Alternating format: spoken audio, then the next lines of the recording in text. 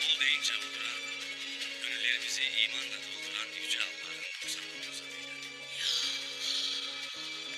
Ya Rabbi, çıktığımız gaza yolunda tuzakları bertaraf eyle. Düşman karşısında uyanık olmayı nasip eyle. Ya Rabbi, pusatımıza zülfikar kudretini, yüreğimize Hazreti Ali cesaretini ver. Kardeşliğimizi, birliğimizi, dirliğimizi bozmak isteyenlere fırsat verme. Yalnız senden yardım diler, yalnız sana boyun bükeriz. Bizi sensiz bırakma Allah'ım.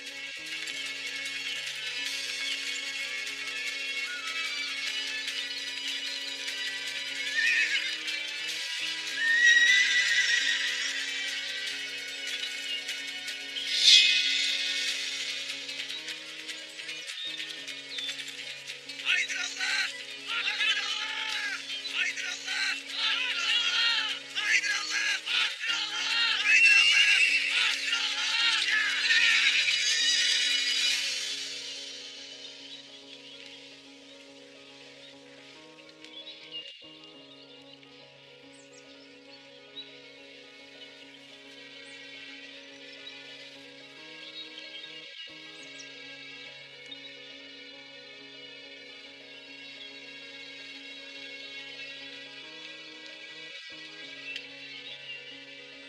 Emniyeti sağladık efendim.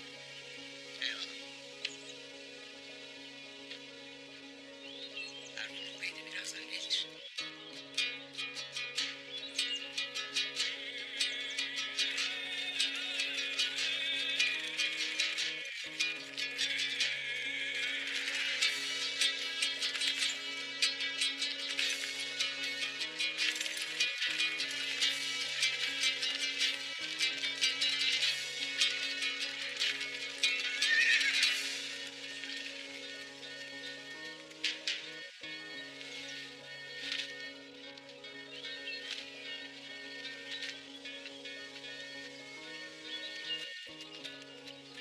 Selamünaleyküm.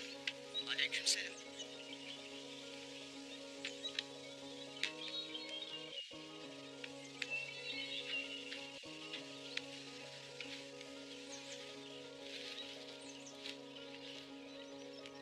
Sultanımızın sana selamı var. Hizmetlerinden ziyadesiyle memnun. Duydum ki köpek vezir olmuş. Bazen kirli işleri yapabilmek için kirli adamlara ihtiyaç olur. Devlet her daim temiz olmalıdır. Kirin kaynağı olan bataklığı temizlemelidir ki bir gün o bataklıkta kendi boğulmasın. Sultanımızın bir bildiği vardır şüphesiz.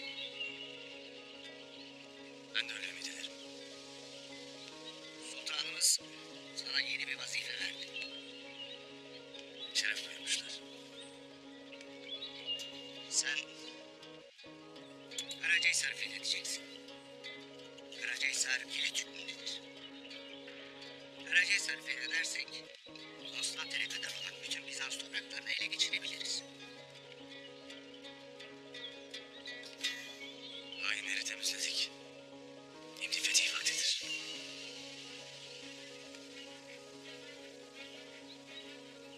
Allah'ın izniyle elimizden geleni yapacağız. Bu işi hiç kimseyi ürkütmeden yapacağız. Sen olabildiğince zayıf gözükeceksin.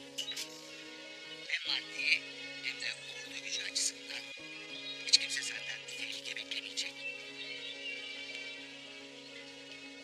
Uysal ve koyun olmayı beceririz. Güzel.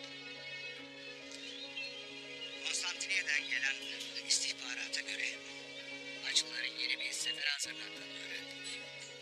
Bizim topraklardan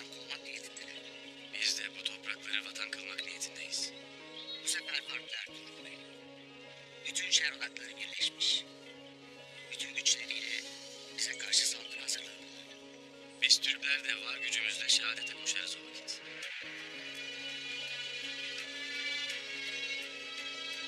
O yüzden hızlı hareket edip onlara set olacağız.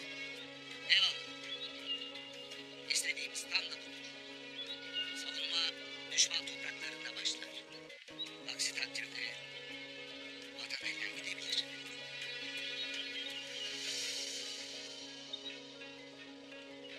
Şimdi söyleyeceklerimi iyi dinleyesin. Sultanımızın Konstantiniyye'deki gözü sana bir isim getirecek. Bu isim tapınakçıların casusudur. Şeytanın ta kendisidir. Maksadı topraklarımıza Haçlı ordularını girdirmektir. Sultanın Konstantiniyye'deki gözünü iyi tanırım. Tapınakçıların casusunu öldürmeden Karacahisar'ı fethedemeyiz. Nerede bulacağım onu?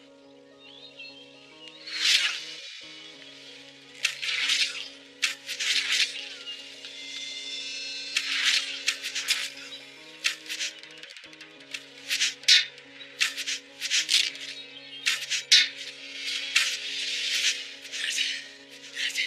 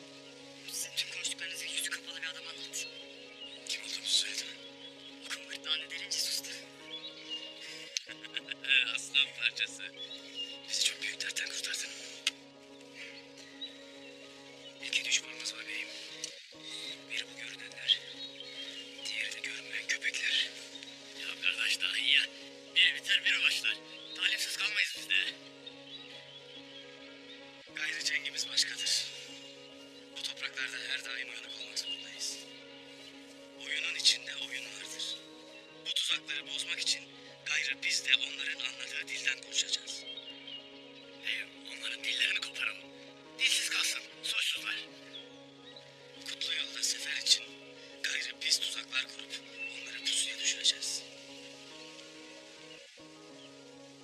İlk önce şehitlerimizi defnedelim. Sonra Hanlı Pazar'ın yolunu tutacağız.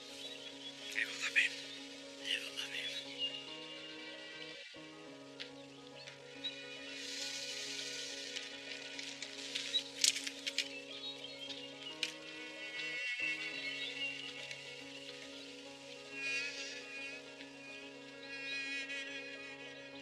Allah yolunda öldürülenlere ölüler demeyiniz. Aksine onlar diridirler. Ancak siz göremezsiniz.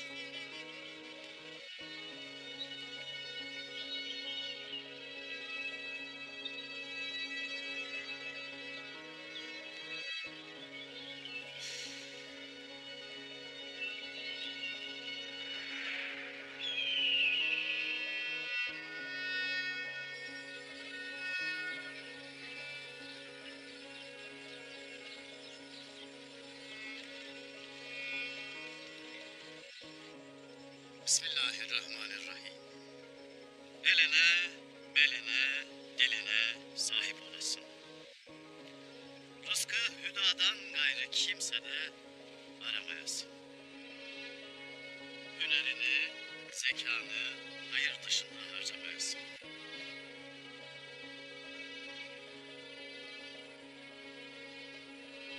El verdim, el verdim, el verdim. El aldım, el aldım, el aldım.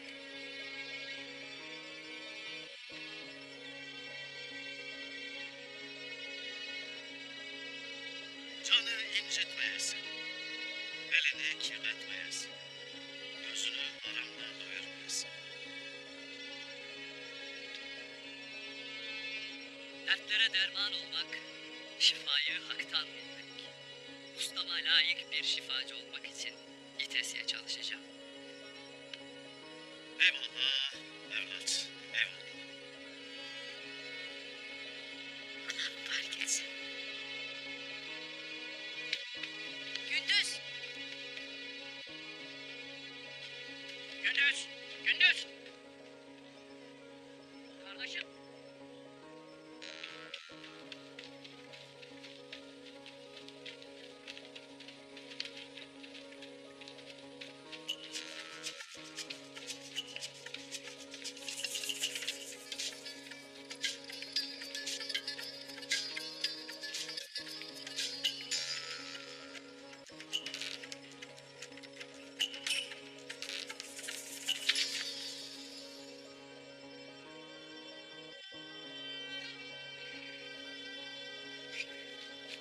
Gündüz!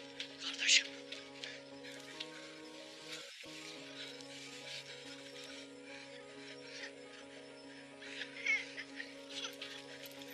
Gündüz!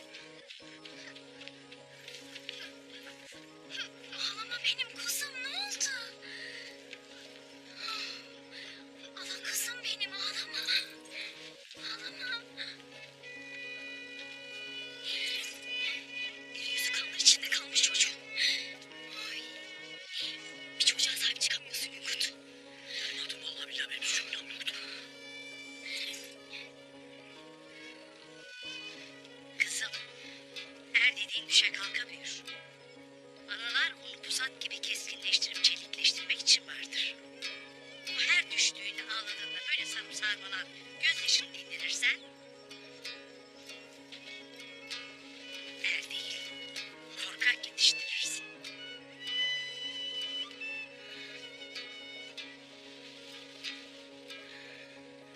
Haklısın ana. Eksik olma. Hem benim Gündüz'üm de babası gibi, emmileri gibi yiğit olacak. İnsanın ilk hastası da Gündüz'üm oldu. Erzağımız senin durumdadır. Birazdan başlayacağım dağıtımına. Lakin Ertuğrul eli boş dönerse halimiz perişandır. Sen işin başına git, ben Gündüz'le ilgilenirim. Kuzum.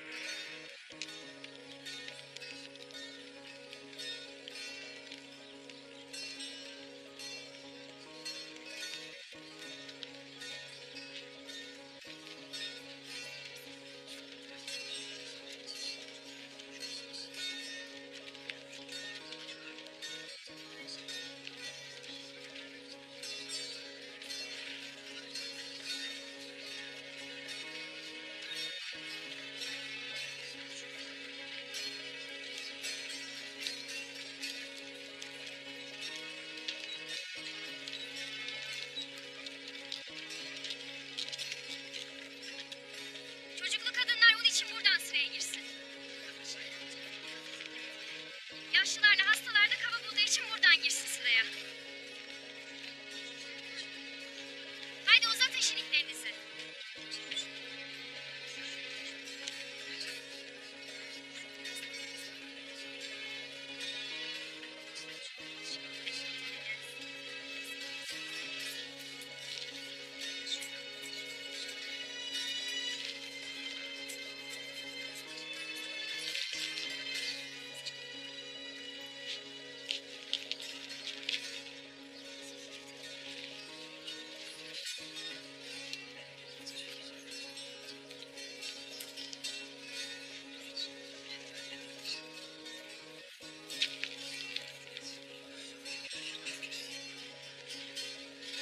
Sıradaki.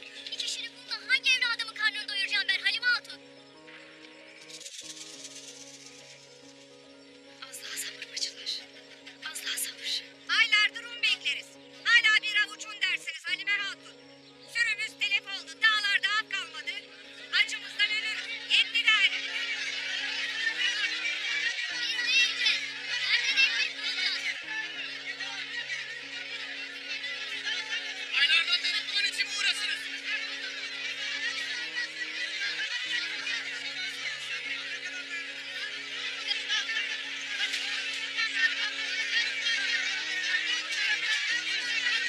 Size ne ettik?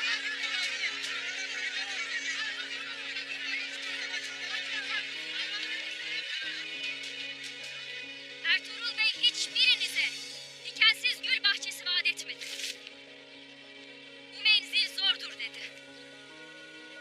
Erişmek isteyene nice külfet verir dedi. Şimdi kalkmış neyin davasını güdersiniz? Halime Hatun.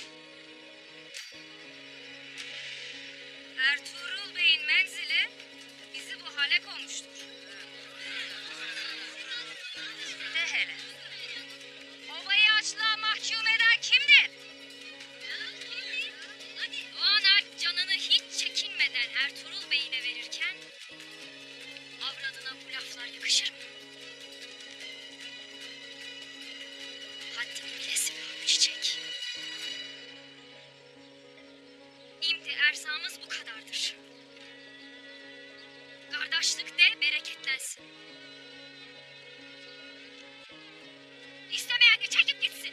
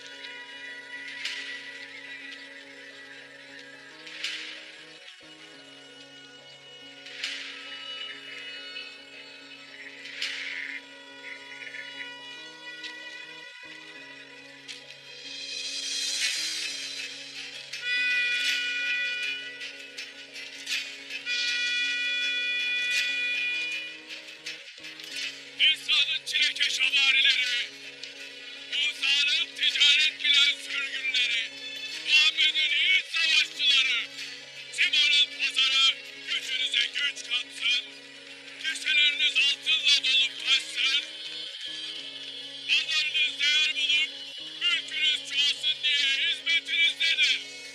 Kalabalıkta Sultan Alaaddin Cansu'nu nasıl tanıyacaksın abi? Gözlerin senden olanı tanımaz. Gönlünde senle yürüyeni bilmezse Cengi çoktan yitirmişsindir kardeş. İyi. Bakalım burada pusatımızın kısmetine ne düşeceği. Kardeş, tek durursan kısmet pusatımıza değil, kesimize düşer. Düşsün kardeş. İpeyi kaşmirle buluşturan, şaraplarınızı lezzetle coşturan, sofralarınızı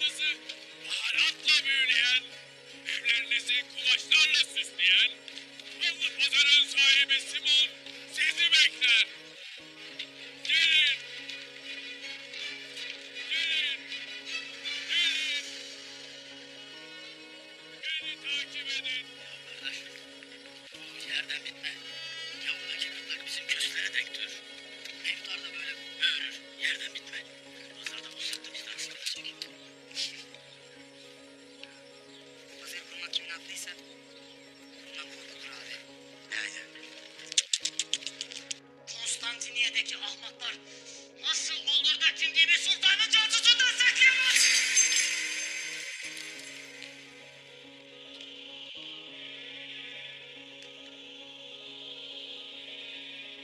Tapınak şövalyesi olduğunuzu bilmiyorlar ama efendi Simon. Haçlı ordusuna, papaya hizmet ettiğimizi biliyorlar ama. Bu kesinlikle Büyük Üstad Benediktus suçudur. Bunun bedelini ödeteceğim. Bunun bedelini onlara ödeteceğim. İlk fırsatta bu hadiseyi tapınak şövalyelerinin yüce konseyine götüreceğim. Ahmaklıkları yüzünden neler olacağını düşünmezler mi ha? Ya İznik'ten Konya'ya kadar kolları uzanan yapımız çökerse? Ya Sultan Alaaddin'in ordusu Haçlı ordusundan önce gelip bu toprakları fethederse? Lanet olsun. Kim olduğunu bile öğrenemedik. Ne yapacağız efendi Simon?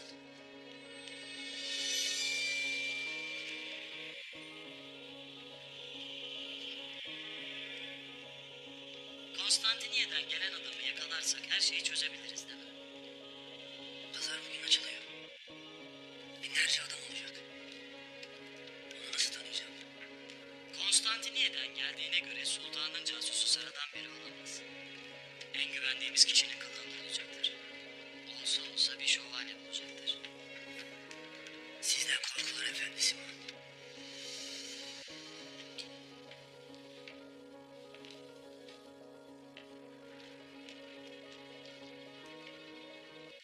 Han yoluna tuzak kur. Gördüğün ilk şövalye pençelerinin arasına düşsün.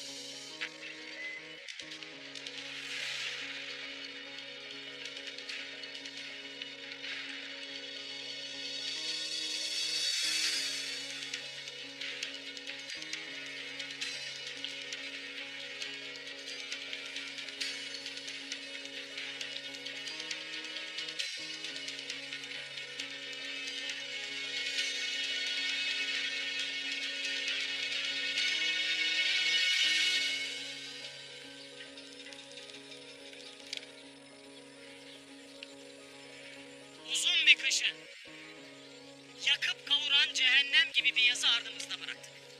Keselerimiz çil çil altınlara aç. Uğursuz kış rüzgarları yüzümüzü kesinceye kadar pazarım da, hanım da hizmetinizde. Elbette satacak malı ve kesesinde altını olanlar. Konstantinopolis'ten Çin'e kadar dünyanın en değerli mallarını bu pazarın tezgahlarında bulacaksınız. Mallar sizinse tezgahlarınız da, tezgahlarınızdaki malların emniyeti de benden sorulur. Bilenler bilir, bilmeyenler anlatsın. Bu pazar Simon'un pazarıdır. Gözünüzde, gönlünüzde altına doysun dilerim. Simon Efendi, Bizans'ın imparatoru Yohannes Batakis ise sen de bu pazarın imparatorusun. Çok yaşa Simon, Çok yaşa. Çok yaşa.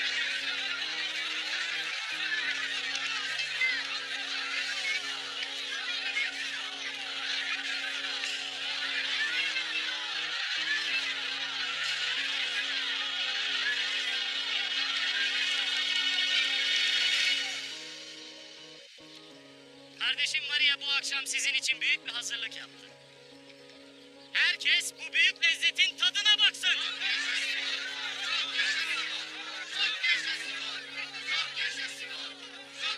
Kaya boyundan Ertuğrul Bey.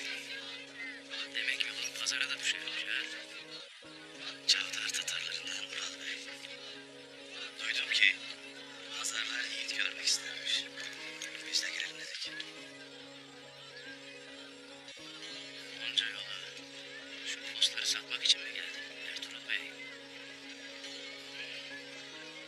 Değil bana. Pazarda hiç kimse. Biraz dünyanı tanı Ertuğrul Bey. Tanı şu dünyayı.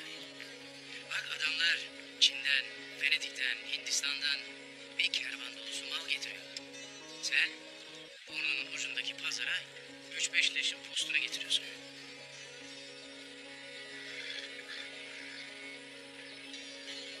Bak şu adama. Her gün kesesine senin ömrün boyunca göremeyeceğin kadar altın giriyor.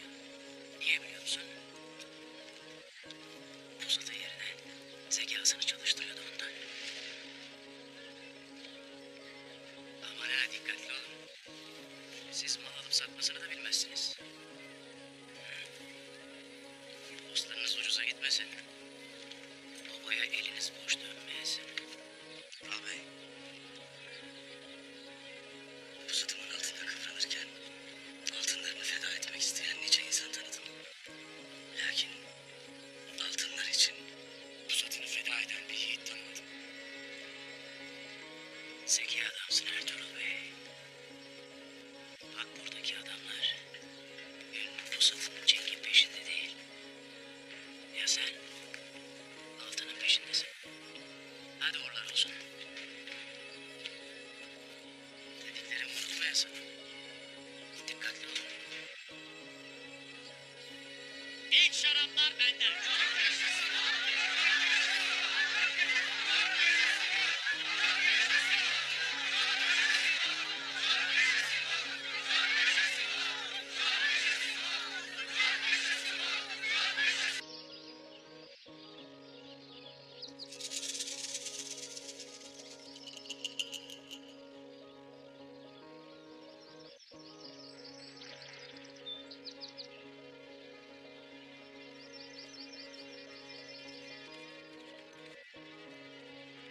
Sakin ol. Adam hızlı değil.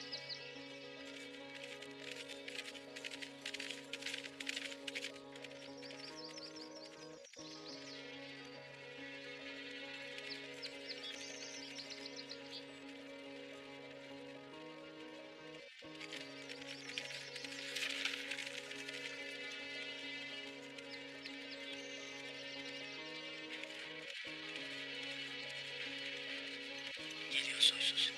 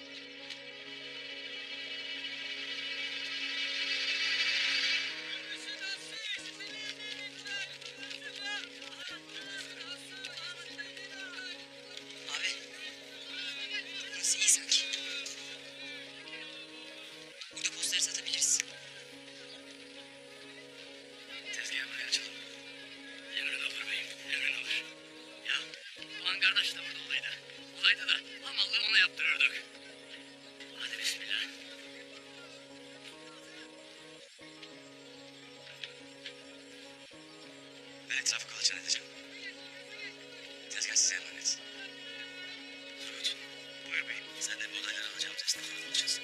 Emrin olur beyim.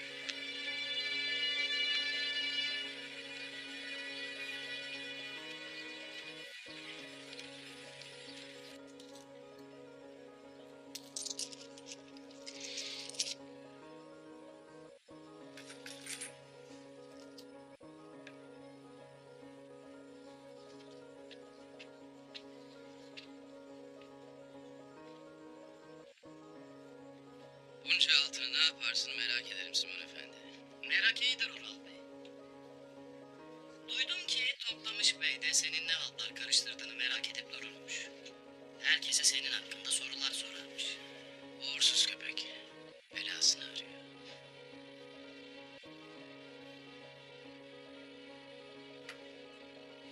Vakti gelince onun icabına bakarsın.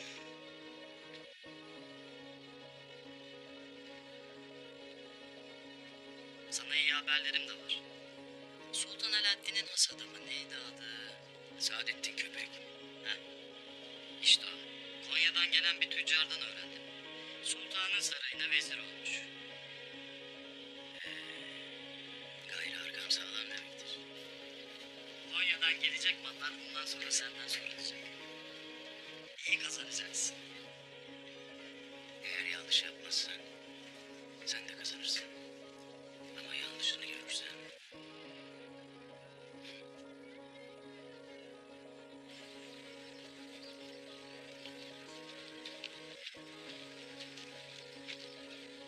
Kendine çok güvenen adam. Kim bu? Seninle konuşurken gördüm. Süleyman Şahoğlu Ertuğrul. Cenk'te mahirdir. 3-5 leşin postunu satmak için gelmiş.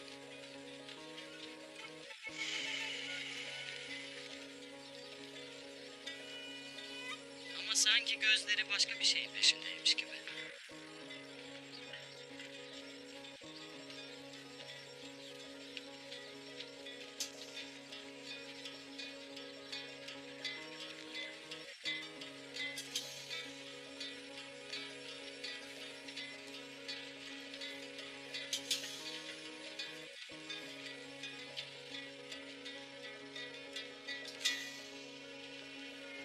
Allah'ım sen bana yardım eyle. Sultanın gönderdiği yiğitle buluşmamı sağla.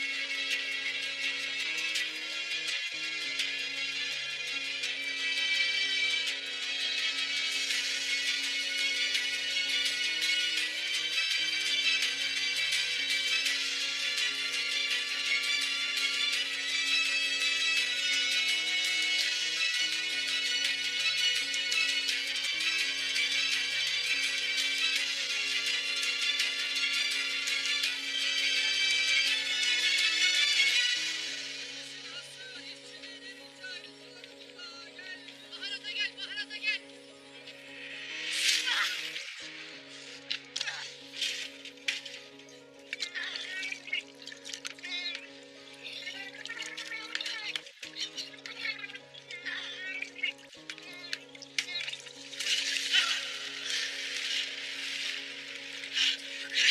Böyle tatların nerede görülmüş?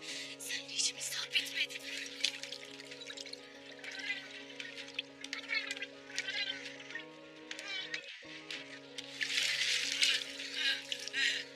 Konuşman senin hayrınadır evladım. Bilesin.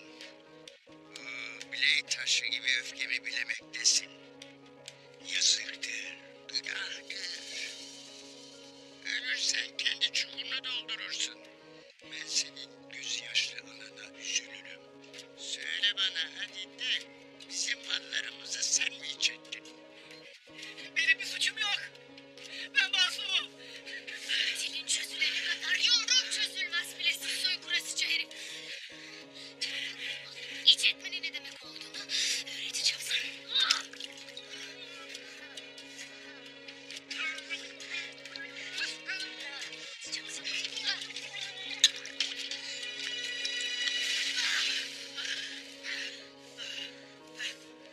Öt bakayım.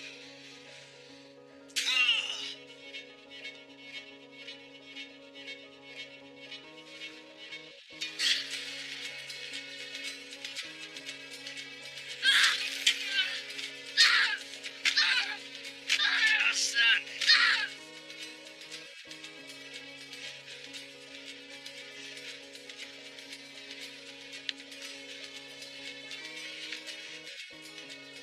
Tatar ovalarının erleri senin kadar yürekli olaydı.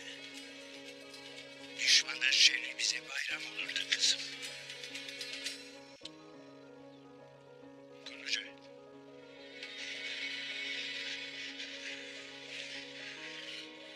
Kızım, aslanın merhametli ellerine bıraktım seni. Anlamadın. Bakalım benim şefkatim senin dilini çözer mi? Aslan kızımın suallerine sessiz kaldığına göre kulakların işitmez belli ki. İşitmeyen kulağın neden de işitir ki?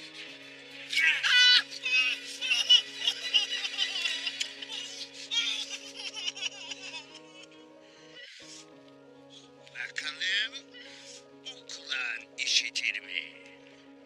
De bana evladım, bizim mallar sana nasıl geldi? Kiminle iş tuttun? Orhan Bey. Ne dedin sen? Ne dedin?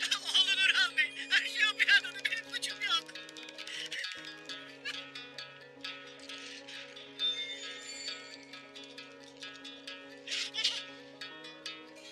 Beyim yapma.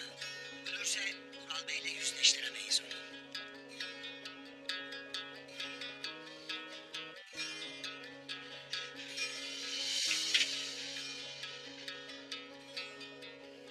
Konuşa, git hemen Ural Bey'i buraya çağır. Emrin olur beyim. Hemen. Tolgamış, aslan, ne kararmış gök, ne çorak toprak, ne nasipsiz kuşlar, ne bir Adem evladı bu duyduklarımı işitmeyecek. Anlaşıldı mı? Anlaşıldı. Emredersin beyim.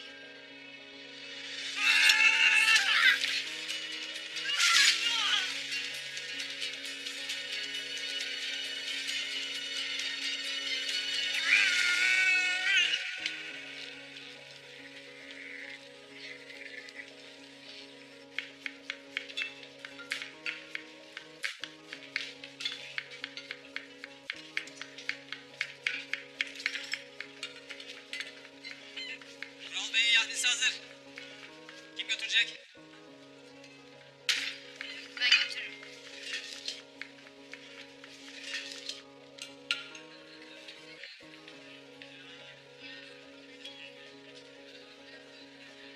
Aşığım sana Maria. Aşkın yüreğimi dağlar. Bana evet de. Evet de ki abinden seni isteyeyim.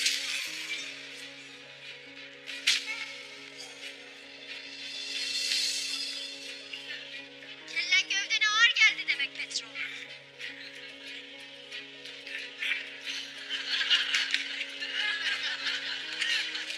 Git başka çöplükte içeri.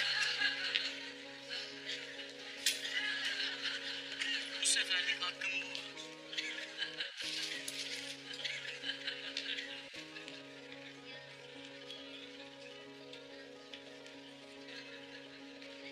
Size kendi ellerimle yahni yaptım Ural Bey. Kıymetini bil Ural Bey. Maria herkese hizmet etmez. Eksik olma Maria.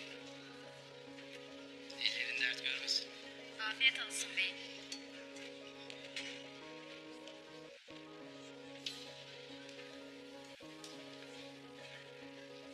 Sen de iyi bilirsin ki Simon Efendi, bu diyarlarda güç her şeydir. Altında gücün kamçısıdır. Ama 2-3 kervandan gelen altından bir halt olmaz. Gayrı devlerle aşık atmak isterim. Bunun da vakti gelmiştir. Bu dediklerini baban Candar Bey'e de dedin mi? Babama karıştırma Simon.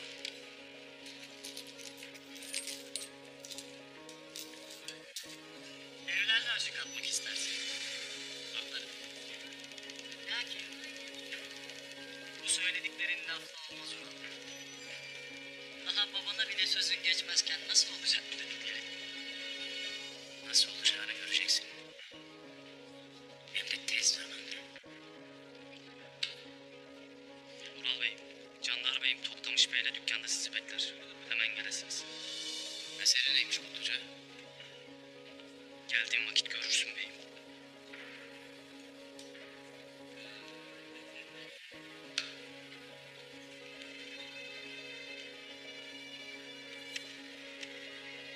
Toktamış başına bela olacak demiştim.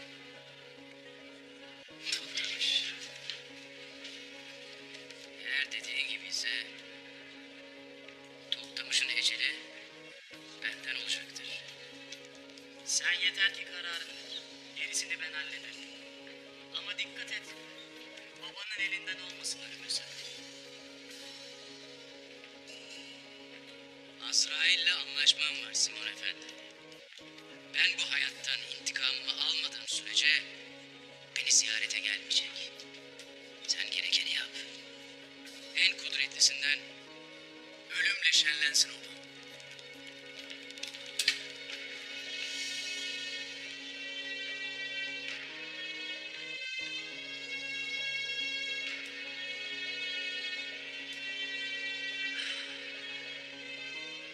Vakit geldi mi?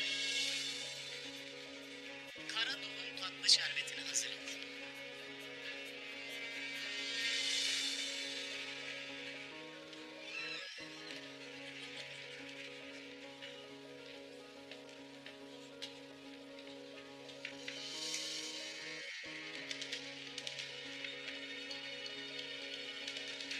Av tuzağa düştü efendisi.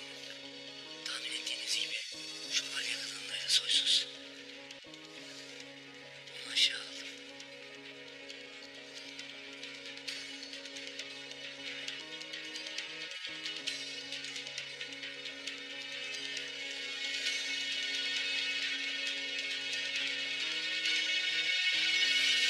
Batuhan, her şeye hazırlıklı ol.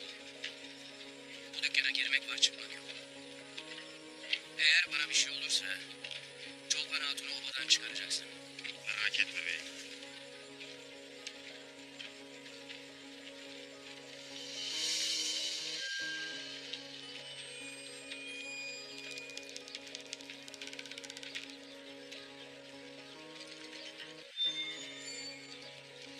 Git buradan Batuhan.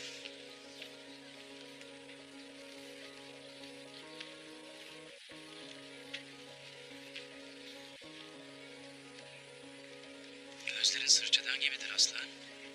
İçindekini görmemek için kör olmak gerekir. Hayırdır? Sırça gözlerim ihanet görmüştür abi. Vakit. Gözlerin adaletini de görsün kardeşim. Görsün ki bu güzel gözlerin ağabeyine umut versin.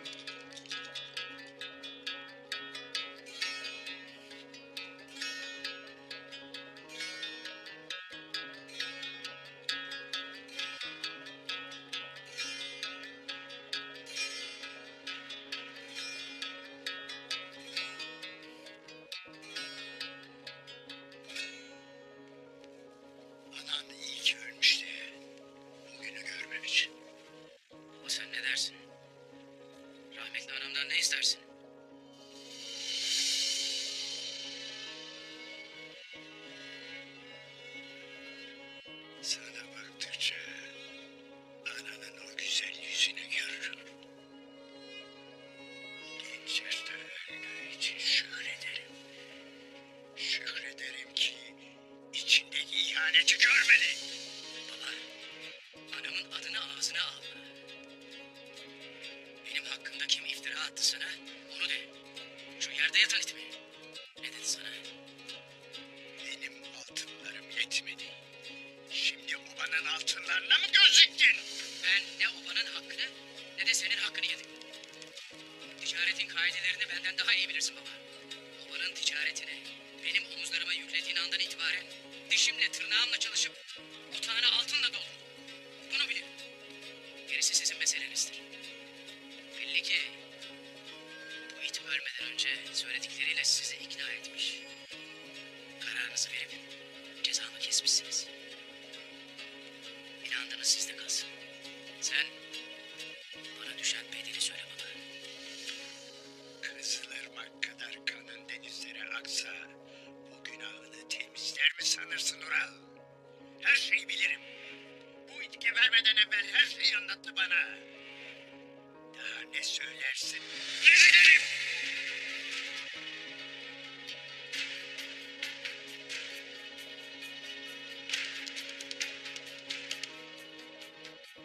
Bu it kadar gözünde değerim yoksa sana son sözüm şudur. Beni sana satan, iftira atan her kimse babayla oğul arasına girmek isteyendir. Kanım sana feda olsun baba. Bu da sana dert olsun.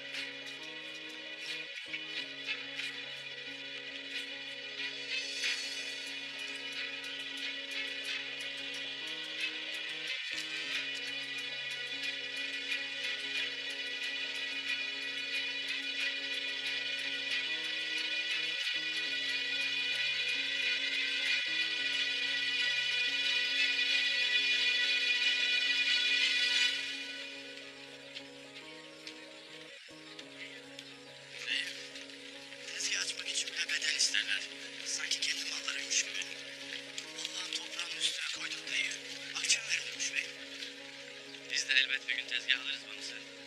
Dert etmeyiz. Şimdi bir tüccar bulup malları satalım. Hala bir havadis yok değil mi? Konstantiniyye'den gelenle elbet karşılaşacağız.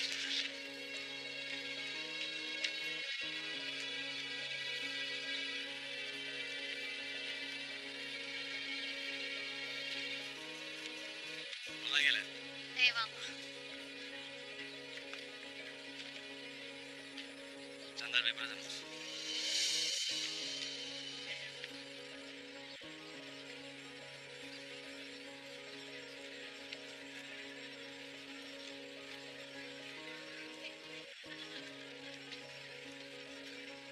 İşler kesat ha.